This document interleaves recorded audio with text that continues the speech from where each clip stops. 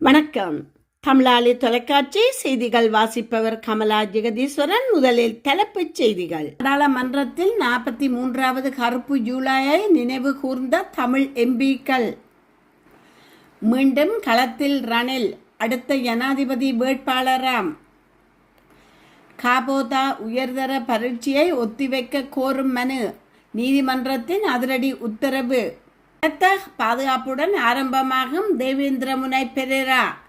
குவிக்கப்பட்டுள்ள police மற்றும் புலனாய்வு அதிகாரிகள். தமிழீழ விடுதலை புலிகள் பெயரில் மோசடியில் ஈடுபட்டவர் கைது. கட்நாயக்கா விமான நிலையத்தில் வெளிநாட்டு பயணி ஒருவர் கைது. எந்த அச்சுறுத்தலுக்கும் நான் அடிபணிய போவதில்லை, இபிடிபி மாவட்ட ஒருங்கிணைப்பாளர். தெற்காசிய கராத்தே போட்டியில் இலங்கை கடற்படையினருக்கு 5 பதக்கங்கள்.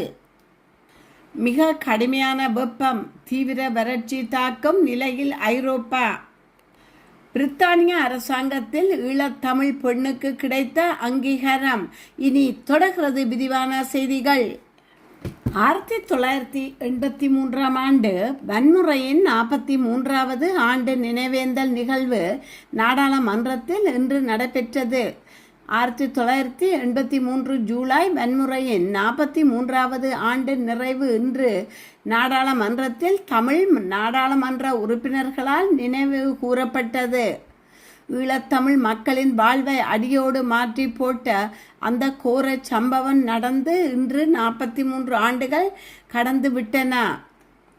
கடந்த 4 தசாப்தங்களுக்கு மேலாக இலங்கை அரசியல் மற்றும் சமூக கட்டமைப்பில் பல மாற்றங்கள் ஏற்பட்டிருந்தாலும் 1983 ஜூலையில் சிந்தப்பட்ட தமிழர்களின் இரத்தமும் எரிக்கப்பட்ட சாம்பலின் சாட்சியங்களும் இன்றும் தமிழ் நெஞ்சங்களில் ஆறாத வடுவாகவே நீடிக்கின்றன என தமிழ் பிரதிநிதிகள் இதன் போது சுட்டிக்காட்டினர்.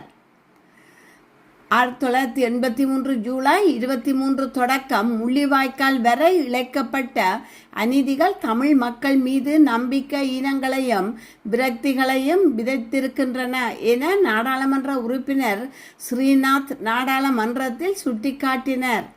குறித்த நினைவேந்தல் நிகழ்வு நாடாளுமன்றத்தில் இடம்பெற்ற சம நேரத்தில் நாடாளுமன்றத்தில் ஸ்ரீநாத் உரையாற்றியமை குறிப்பிடத்தக்கது. எதிர்வரும் 2029ஆம் ஆண்டு இடம்பெற்ற ஜனாதிபதி தேர்தலில் முன்னாள் ஜனாதிபதி ரணில் விக்ரமசிங்க போட்டியிடலாம் என்று ஐக்கிய தேசிய கட்சியின் பிரதிநிதி தலைவர் நவீன் திசாநாயக்க தெரிவித்துள்ளார். சிங்கள ஊடகம் ஒன்றுக்கு வழங்கிய நேர்காணலின் போதே அவர் மேற்கண்டவாறு குறிப்பிட்டுள்ளார். தொடர்ந்து தெரிவிக்கையில், அடுத்த ஜனாதிபதி தேர்தலுக்கு இன்னும் முழுமையாக 3 வருடங்கள் இருக்கின்றன. எனவே அது தொடர்பான தீர்மானங்கள் எதுவும் இதுவரை எடுக்கப்படவில்லை. அதற்கு முன்னர் மாகாண சபை தேர்தலுக்கு நாங்கள் முகம் கொடுக்க வேண்டும். நான் நினைக்கின்றேன் மிக விரைவில் மாகாண சபை தேர்தல் நடைபெறலாம் என்று. எனவே அந்த தேர்தலுக்கு நாங்கள் தயாராக வேண்டும். 2029ஆம் ஆண்டு இடம்பெறவுள்ள ஜனாதிபதி தேர்தலுக்கு முன்னதாக ஜனாதிபதி தேசிய கட்சியும் ஐக்கிய மக்கள் சக்தியும் ஒன்றிணைய வேண்டும் என்பது எனது எதிர்பார்ப்பு. ஒன்றாக இணைந்து ஜனாதிபதி தேர்தலுக்கு முகம் கொடுக்க வேண்டும். அதற்கு பிறகே ஜனாதிபதி வேட்பாளர் யார் என்பதை தீர்மானிக்க முடியும். தற்போதைய நிலவரத்தின்படி ஐக்கிய தேசிய கட்சியின் தலைவர் ரணில் விக்ரமசிங்கவும் ஐக்கிய மக்கள் சக்தியின் தலைவர் சஜித் பிரேமதாசவும் முன்னிலையில் இருக்கின்றனர். எனவே இவர்களுள் இருவர் ஜனாதிபதி வேட்பாளராக நிறுத்தப்படலாம் என குறிப்பிட்டுள்ளார். 2026ஆம் ஆண்டுக்கான காபோதா உயர்தர பரீட்சையை 2 மாதங்களுக்கு ஒத்திவைக்க கோரி ஒரு மாணவர் குழு தாக்கல் செய்த மனு நிராகரிக்கப்பட்டுள்ளது. இது தொடர்பான வழக்கு இன்றைய தினம் விசாரணைக்கு எடுத்து கொள்ளப்பட்ட போது வழக்கை மேற்கொண்டு நடத்த அனுமதி மறுத்து மேல்முறையீடு நீதிமன்றம் மனுவை நிராகரித்தது. மேல்முறையீட்டு நீதிமன்ற தலைவர் நீதிபதி ரோஹந்தா அபே சூர்யா மற்றும் நீதிபதி பிரியந்தா பெர்னாண்டோ ஆகியோர் அடங்கிய அமர்வின் முன் இந்த மனு விசாரணைக்கு எடுத்து கொள்ளப்பட்ட போது இந்த உத்தரவு வழங்கப்பட்டது. நீதிபதி பெர்னாண்டோவின் ஒப்புதலுடன் நீதிபதி அபே சூர்யா இந்த தீர்ப்பை அறிவித்துள்ளார். மாத்தறை தேவேந்திர முனை விகாரையில் நடைபெறும் வருடாந்த பிரேராவிற்கு 650 போலீஸ் அதிகாரிகளும் 100 போலீஸ் சிறப்பு அதிரடி படையும் அதிகாரிகளும் பணியில் ஈடுபடுத்தப்பட்டுள்ளதாக போலீஸ் தெரிவித்துள்ளது. இதற்கு கூடுதலாக பாதுகாப்பு பணிகளுக்காக புலனாய்வு அதிகாரிகளும் பணியில் ஈடுபடுத்தப்பட்டுள்ளனர். இன்று தொடங்கி ஜூலை 29 அன்று மாபெரும் பிரேராவுடன் நிறைவடையுள்ளது. காவடி பிரேரா ஜூலை 28 அன்றும் ரன்தோலி பிரேரா ஜூலை 29 அன்றும் நடைபெறும் என போலீஸ் தெரிவிக்கின்றது. குறித்த நாட்களில் மாலை 4 மணி முதல் 9 மணி வரை கொழும்பு கதிர்காமம் பிரதான வீதியில் போக்குவரத்து நெரிசல் ஏற்படக்கூடும் என்பதால் வாகன சாரதிகள் மாற்று வழிகளை பயன்படுத்துமாறும் போலீஸ் கேட்டுக்கொள்கின்றது. நாட்டின் பல்வேறு பகுதிகளில் இருந்து ஏராளமான பக்தர்கள் வருவார்கள் என எதிர்பார்க்கப்படுவதால் பொதுமக்களின் மற்றும் உடைமைகளின் பாதுகாப்பிற்காகவும் போக்குவரத்து நெரிசல்களை கட்டுப்படுத்துவதற்காகவும் இந்த பாதுகாப்பு ஏற்பாடு செய்யப்பட்டுள்ளது. மாத்தறை தேவேந்திர விகாரையின் 769வது பிரேரா ஊர்வலம் இன்று பலத்த பாதுகாப்புடன் ஆரம்பமாக உள்ளது. இதற்கமைய போலீஸ் விசேட அதிரடிப்படை இராணுவம் மற்றும் போலீசார் என 500 பாதுகாப்பு பணிகளில் ஈடுபடுத்தப்பட்டுள்ளனர். குறித்த விகாரைக்கு அருகில் அமைந்துள்ள வீடொன்றின் மீது அடையாளம் தெரியாத துப்பாக்கித்தாரி ஒருவர் நேற்று முன்தினம் இரவு துப்பாக்கி சூடு நடத்தி தப்பிச் சென்ற நிலையில் பெரும் பதற்றத்தினை ஏற்படுத்தியிருந்தது. கடற்தொழிலில் ஈடுபடும் நபர் ஒருவரின் வீட்டின் மீதே இந்த துப்பாக்கி சூடு நடத்தப்பட்டுள்ளதாக தெரிவிக்கப்படுகிறது. இதனை அடுத்து முன்னெடுக்கப்பட்ட விசாரணையை குறித்த துப்பாக்கி சூடானது ஹெஹிபாலே மல்லி எனும் நபரின் தரப்பினரால் வழி நடத்தப்பட்டுள்ளதாக தெரிய வந்துள்ளது. தெகிபாலே மல்லி மற்றும் கஞ்சிபானை இம்ரான் ஆகிய திட்டமிட்ட பாதாள உலக குழுக்கள் இம்மோதலுக்கு பின்னணியில் இருப்பதாக போலீசார் சந்தேகிக்கின்றனர். தேவேந்திர முனை விகார பிரேராவில் கலந்து கொள்ளும் காவடி நடன குழுக்களை குறைப்பது தொடர்பாக கஞ்சிபானை இம்ரானால் பயன்படுத்தப்படும் KPI என்ற புலன பெயரை பயன்படுத்தி மிரட்டல் விடுக்கப்பட்டதாக தகவல்கள் பரவியிருந்தது. இந்நிலையிலேயே குறித்த விகாரைக்கு சுமார் 200 மீட்டர் தொலைவில் உள்ள வீடொன்றுக்கு காரில் வந்த நபர் துப்பாக்கி சூட்டை நடத்தி தப்பிச் சென்றமை அருகில் இருந்த CCTV கேமராவில் பதிவாகி இருந்தது. இதனை அடுத்து துப்பாக்கித்தாரி தப்பிச் சென்ற கார் திக்வெல்ல பகுதியில் வைத்து நேற்று இரவு கண்டுபிடிக்கப்பட்டுள்ளது. இவ்வாறான பின்னணியில் எதிர்வரும் 29ஆம் தேதி நடைபெறவுள்ள தேவேந்திர முனை விகாரை பிரேராவிற்கு பாதுகாப்பு பலப்படுத்தப்பட்டுள்ளது. இன்று ஆரம்பமாகும் பிரேரா நிகழ்வு எதிர்வரும் ஆகஸ்ட் 5ஆம் தேதி வரை நடைபெறவுள்ளது. இதற்கமைய போலீஸ் விசேட அதிரடிப்படை இராணுவம் மற்றும் போலீசார் என 500 பேர் பாதுகாப்பு பணிகளில் ஈடுபடுத்தப்பட்டுள்ளனர். தமிழீழ விடுதலை புலிகள் காலத்தில் யாழ்ப்பாணத்தில் வழிபாடு செய்யப்பட்டதாக கூறப்படும் தங்க முலாம் பூசப்பட்ட காதாயுதத்துடன் கூடிய அனுமான் சிலை ஒன்றை தோண்டி எடுப்பதாக கூறி பண மோசடியில் ஈடுபட்ட ஒருவர் கொழும்பு தெற்கு பிரிவு குற்ற புலனாய்வு பணியகத்தினால் கைது செய்யப்பட்டுள்ளார். சம்பவம் தொடர்பில் மேலும் தெரிய வருவதாவது, தமிழீழ விடுதலை புலிகள் காலத்தில் யாழ்ப்பாணத்தில் வழிபாடு செய்த அனுமன் சிலை 2016ஆம் ஆண்டு காலப்பகுதியில் ஜா எலாம் மெல்வத்தை பகுதிக்கு ரகசியமாக கொண்டுவரப்பட்டு புதைக்கப்பட்டுள்ளதாக கூறி மோசடி கும்பல் ஒன்று பணம் பறிக்கும் செயற்பாட்டில் ஈடுபட்டுள்ளது. அவ்வாறு புதைக்கப்பட்டுள்ள அந்த சிலையை இந்தியாவில் உள்ள பூசகர் ஒருவருக்கு 2 கோடிக்கும் அதிகமான ரூபாவிற்கு விற்பனை செய்ய திட்டமிட்டுள்ளதாகவும் அந்த கொடுக்கல் வாங்கல் பொது பாதுகாப்பு மற்றும் நாடாளுமன்ற விவகாரங்கள் பிரதியமைச்சர் சுனில் வட்டகலாவின் பங்களிப்பு உடனேயே நடந்ததாகவும் மோசடிக்காரர்கள் தெரிவித்திருக்கிறார்கள்.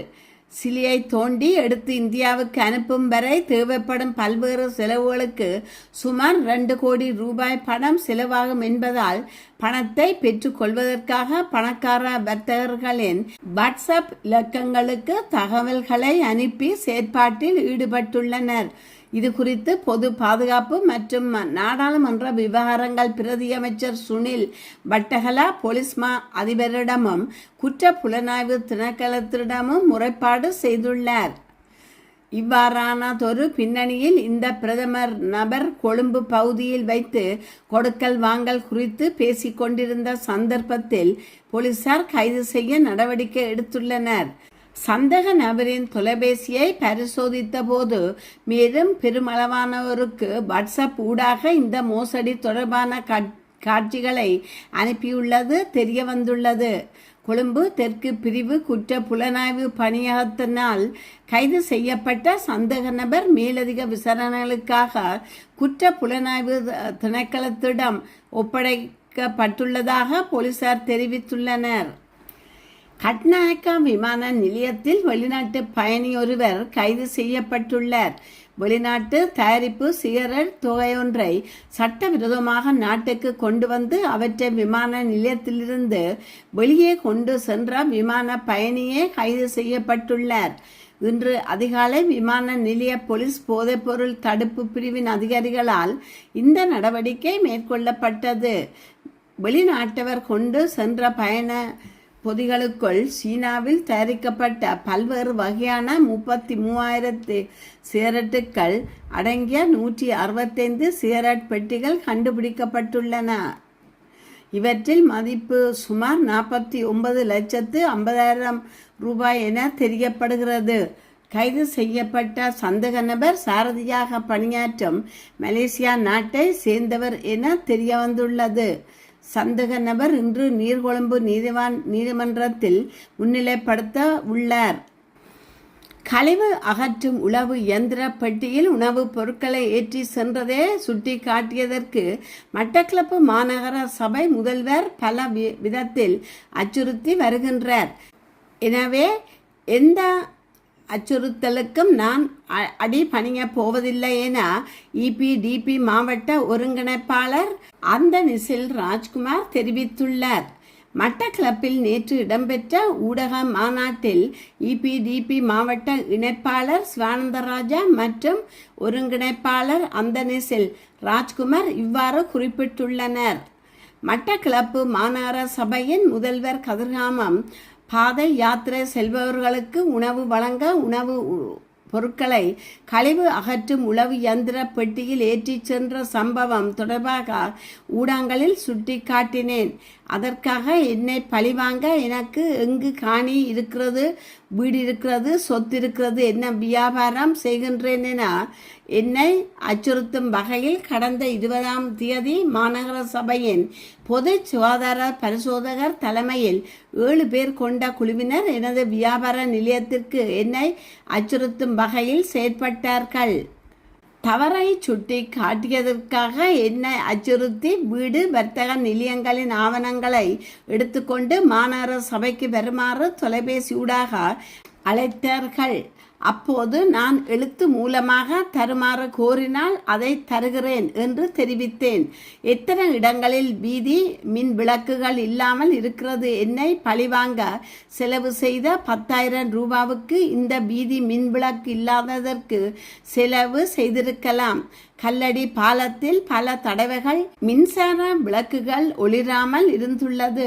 இது தொடர்பாக முகநூல்களிலும் தொலைபேசி ஊடகங்கள் ஊடகமும் மக்கள் மாநகர சபை முதல்வரிடம் பல கோரிக்கைகள் முன்வைத்தும் அதற்கான செயற்பாட்டை செய்யாமல் தவறை சுட்டி காட்டுபவர்களை பழிவாங்கும் நோக்கோடு தான் மாநகர சபை முதல்வர் போலீஸ் நிலையத்தில் முறைப்பாடு செய்து கொண்டிருக்கின்றார்.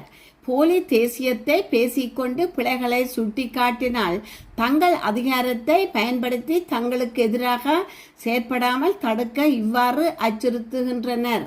இவ்வாறு தான் நான் இன்று கழிவு அகற்றும் உளவு இயந்திர பெட்டியில் உளவு பொருட்களை ஏற்றி சென்றதை சுட்டி காட்டியதற்கு பல விதத்தில் அச்சுறுத்தி பொய்யான வழக்குகள் போட முடியுமா என பார்க்கின்றனர். எந்த அச்சுறுத்தலுக்கும் நான் அடிபணியப் போவதில்லை. இவர்களுக்காக மட்டுமல்ல, வடக்கு கிழக்கில் வாழுகின்ற தமிழ் மக்களுக்கு அநீதி ஏற்படும் போது அவர்களுக்காக எந்த நேரத்திலும் குரல் கொடுப்பேன். எனக்கு எவ்வாறான அச்சுறுத்தல்கள் வந்தாலும், எத்தனை வழக்குகள் போட்டப்பட்டாலும் அதனை எதிர்கொண்டு இங்கு தமிழ் மக்களுக்கு எதிராக தவறு நடக்கின்றதோ, தொடர்ச்சியாக தவறுகள் இடம்பெறும் போது அதனை சுட்டி காட்டுவேன் என்று குறிப்பிட்டுள்ளனர்.